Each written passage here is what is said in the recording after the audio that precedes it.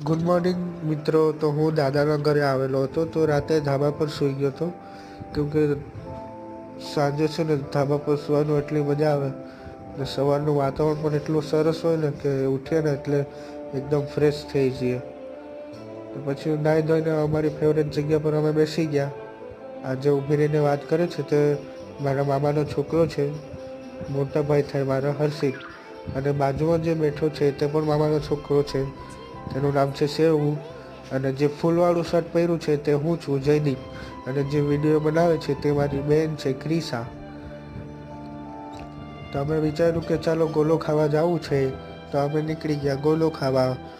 ત્યાંથી 5-7 ગોલા પાર્સલ કરાવ્યા અમે બેસી ગયા પાછા હિંચકા પર ગોલો ખાવા.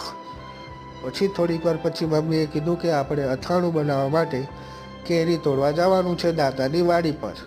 તો અમે નીકળી ગયા વાડી પર.